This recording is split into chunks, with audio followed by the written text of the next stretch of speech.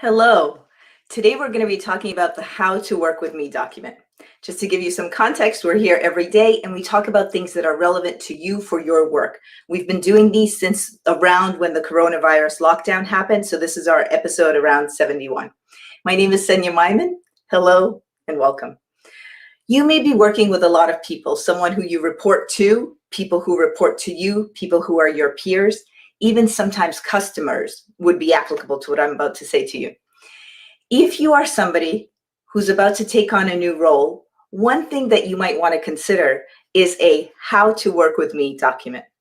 What is this and what is Senia talking about today and why would I need an extra document? Who needs more paperwork? I'll tell you my own experience with something like this, and then I'll tell you the experience of some people who have gone through this, and then I'll tell you the 3 things that you can include in a How to Work With Me document. It can literally be 1 page. It can be a few sentences. All right, so why do I care about this? I was in a Master's of Applied Positive Psychology program, and we got a study group. There were 4 of us. We were all business people. And one person in this cohort, now I'll actually bring up his name because he's a coach and you've seen him on these webinars. David Paulet got the 4 of us together, and he said, how would you all like to work together?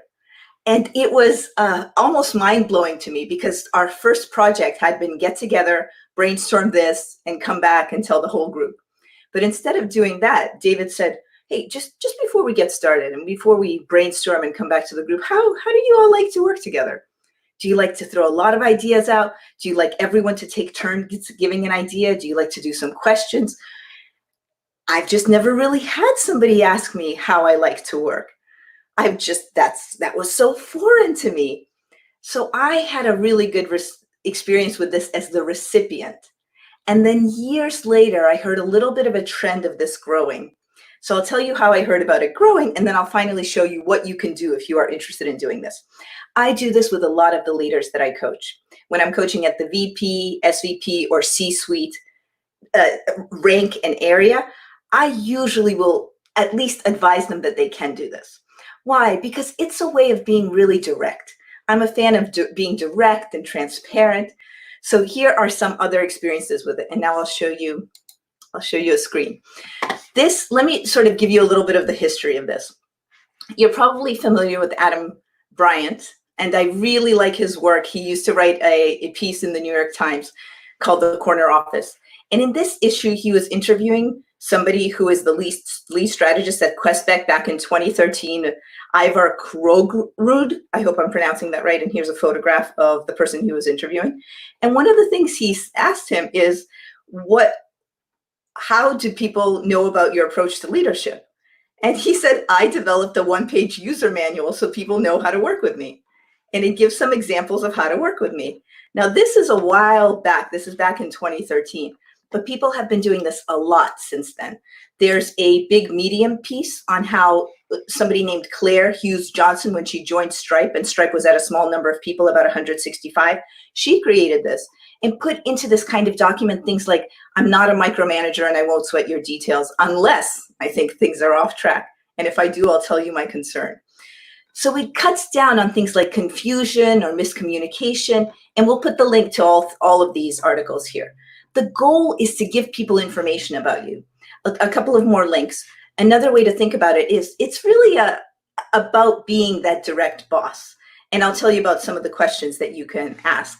And finally, you can even go online and you can find some of these templates for creating one yourself.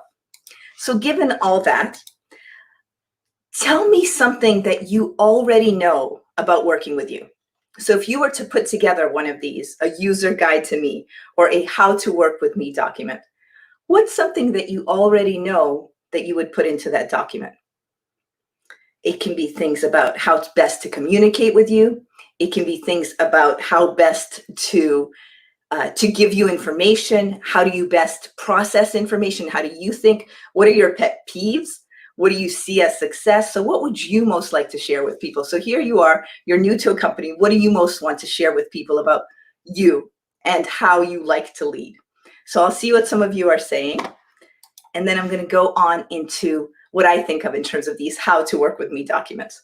So you may know from watching a few of these that I'm a big fan of simplification. If you walk away from one of these quick 20-minute webinars and you have 14 items to do, I do not consider that a success. I consider it a success when you've watched this and you walk away and you said, okay, Senia said 3 things. I can keep 3 things in mind. So something that you can do even if you don't have this in front of you. So I will summarize all of this in-depth research and beautiful things online into 3 big categories. And I'll just tell you a little bit about format. Some people do this as a short Word document. Some people do this as an email that they send around to people, again, who might be their manager, their peers, or their team members.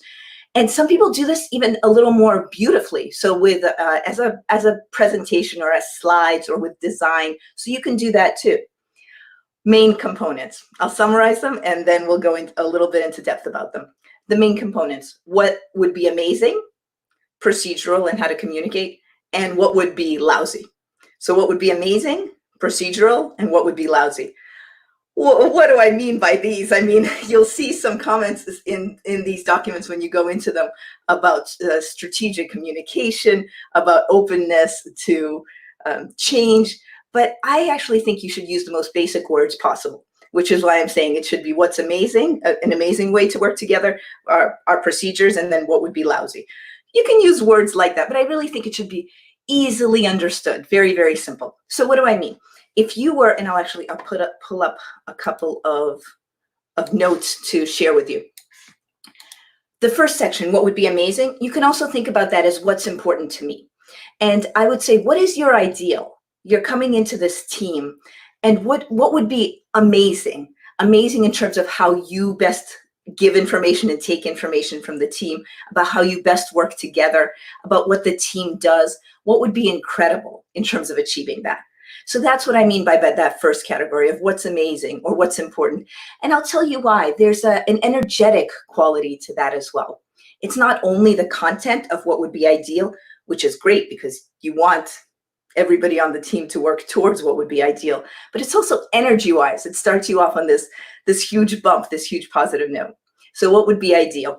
That can be about me. So in an ideal world, I do this, this, and this. I give you direction on every Monday. I check in with you every Wednesday, whatever it might be. I give you both the big picture and we discuss the details, which you then go and do.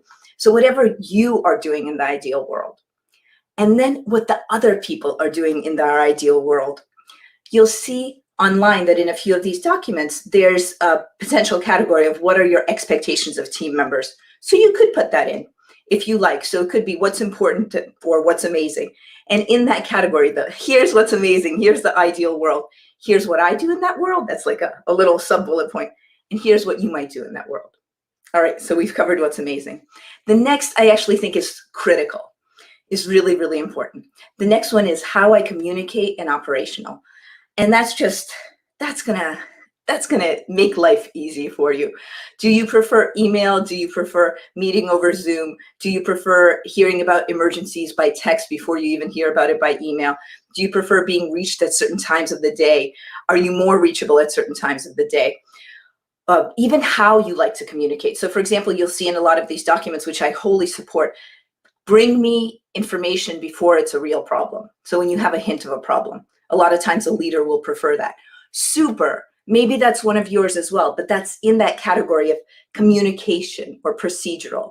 So how do we best communicate together? That's the second category. And the third category, all right, so this category is a little funny. This third category in this potential how to work with me document, this third category is, I most love to call this category what I would like your help on. And what I mean by that is, here are things that I don't do as well. For example, a designer might say, I read this example in one of those links that I'll post. A designer might say, I tend to be big picture, so you may need to streamline me to get down to narrow, concrete actions. So whatever your blind spot is, that's a great thing to put in there. What I would like your help on. Oh my gosh, this is wonderful. We're going to get a really specific example in just a moment.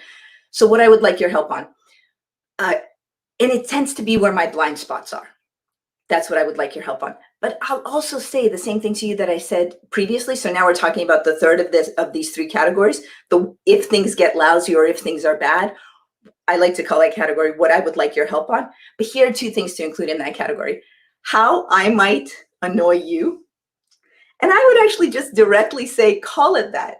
Say how I might annoy you, and I might annoy you by doing this or that.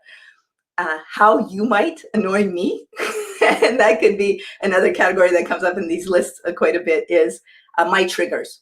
So what are some things that are triggers for me? I'll give you one of mine. There's this expression of ask for, let me get it right because I like it the other way. Ask for forgiveness instead of asking for permission. I don't like that. So I would prefer, most of the time, I say don't ask for anything. If you work with me, you know what we need to do, just do it. But I much prefer to know if something's going to go a wrong way or a different way. So I would like that flipped. So a trigger for me is if someone comes and says, oh my gosh, Senia, I didn't want to let you know, but then this happened. So that would be a trigger, and I would share that with somebody. So I'll come back, and there is a template. I'll put it in the links. There's a really nice template. Somebody just asked this question. I'll come back and I'll share the 3 things again, and then we're going to put 4 links into this live, and one of them is a template that is a Google spreadsheet template. So to come back to the summary, it is, and as I come back to the summary, what are your takeaways? If you were to put together such a document, what might you put into it? What are your takeaways on putting together such a document? And any questions you may have. All right, so summarizing the 3. What's amazing and would be the ideal way? What are our communications and procedures? And what is not great? Or I like to call that section, what I would like your help on.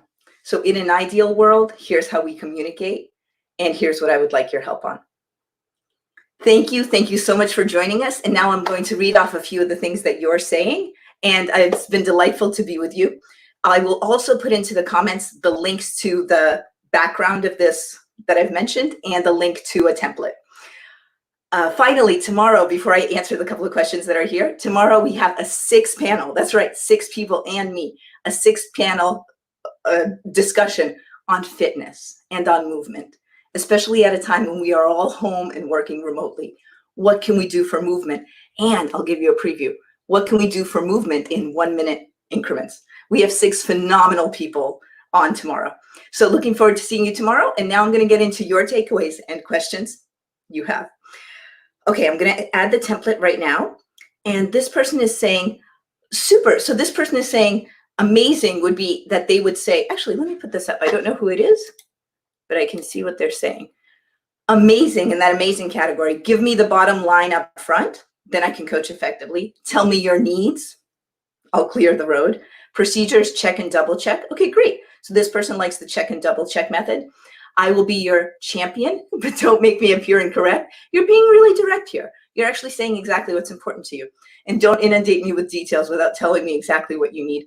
I wonder if that third one is part of procedure, or if that's part of the help I need from you, or like what some of my triggers are. Oh, brilliant. So I love this. Thank you so much. So somebody is asking me, did I send this to my boss? Thank you for asking. So this is why I think it's, when I started this, I said you could send this to your manager, to your peers, and to your direct.